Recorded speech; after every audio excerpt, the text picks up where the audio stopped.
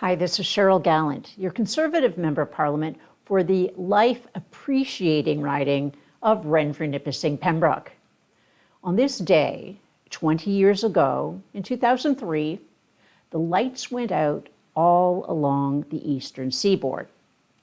50 million people were in a blackout. Traffic lights went dark, subways stopped, airports were shut down. Hopefully, the lessons learned from 2 decades ago have been applied to now and the future. Can you imagine what an outage all along the eastern seaboard would mean today? Just look at what happened when people tried to evacuate from a hurricane in Florida last year, and Christmas Eve on Ontario's Highway 401 last year. People had to overnight in their vehicles despite flooding in Florida and being buried in a snowstorm on the 401 because of the electric vehicles that ran out of juice and the tow trucks with their diesel generators to give them the charge blocking the other lane. City drivers without snow tires weren't much help either. Today, if a great blackout happened, traffic would be snarled so badly, people wouldn't even be able to make it onto the job, let alone do the work. The preponderance of cell phones would impair communications for many people. Today, the grid infrastructure lacks the capacity for the demands being imposed upon it by a federal government out of touch with reality. In its fiendish push to force us to buy vehicles we can't afford, that won't make it from point A to point B without at least a few hours to recharge, this government will also be pushing the electricity distribution system to its limits, all in the name of pseudo-science-based climate apocalypse. It's too bad they don't hold the solar panel and wind turbine and lithium battery manufacturers to the same reclamation standards as they do the nuclear and fossil fuel industries. As it stands, the people who make the big money off the net zero psychosis are pocketing billions of dollars, leaving the environmental cleanup to their landlords and municipal ratepayers. Maybe the government will own all the property by then anyhow. That's what happens under authoritarian rule like we have today. Doesn't the saying go, you'll own nothing, be happy? After serving his penance for giving inauthentic support of genuine clean energy, that is nuclear, Jibo, Canada's ex-con minister, is back as our climate alarmist in chief.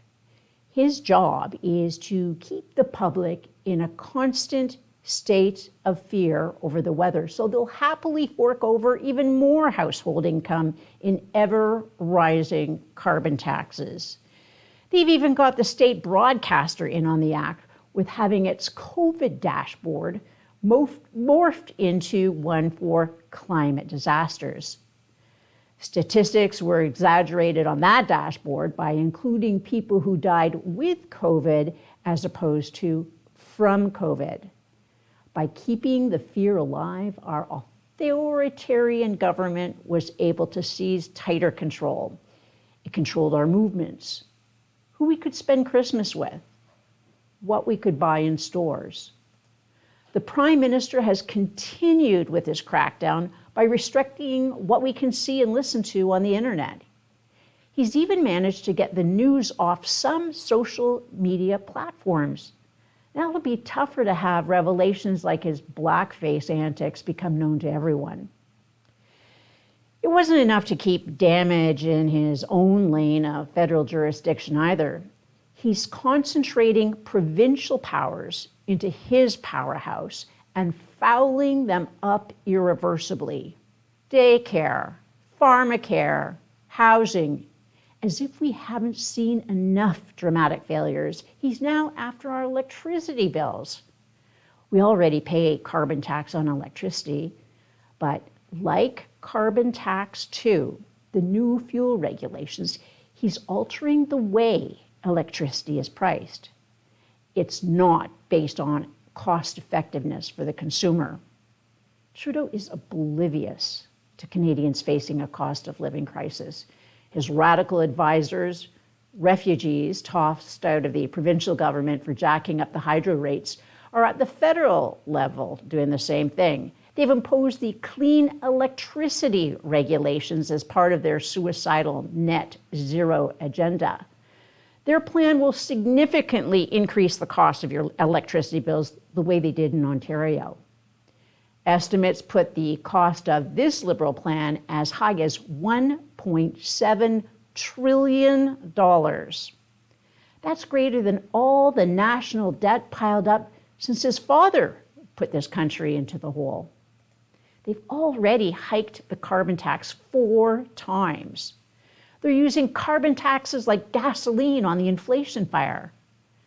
Now they're going to spark a price shock on electricity, so we have to sit at home freezing to death in the dark. Electrocuting people on their hydro bills is just the latest move Trudeau's made to drive up costs for Canadians. During the win years, while everyone lost, people no longer able to afford rent tried to hold out during the winter in camping trailers. They used candles to keep warm. Some who fell asleep never woke up. Last week, Canadians heard another example of how casually life is treated in Canada today. In June, a woman went to the Vancouver hospital seeking help.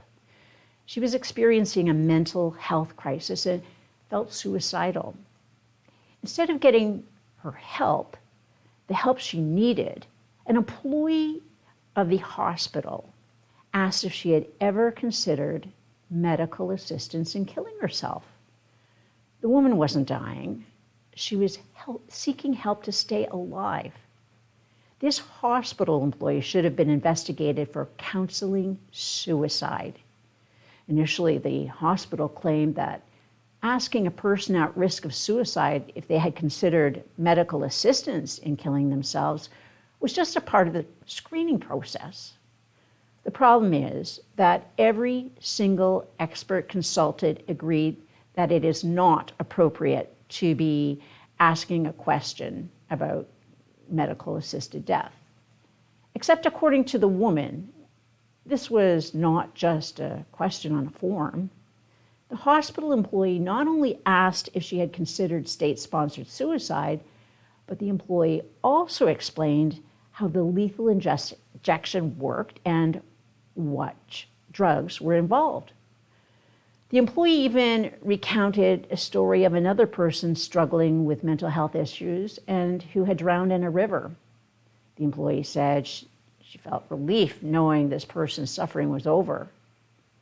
Remember, state-sponsored suicide for those whose sole condition is mental illness will not be eligible until March of 2024. The woman would not have been eligible, yet she was being encouraged by a hospital employee. This is not an isolated case. It was just a case that made it into the news. The brave woman was struggling with mental health. It was highly courageous of her to take the risk of speaking up. There is an aggressive, organized, pro-suicide lobby in this country.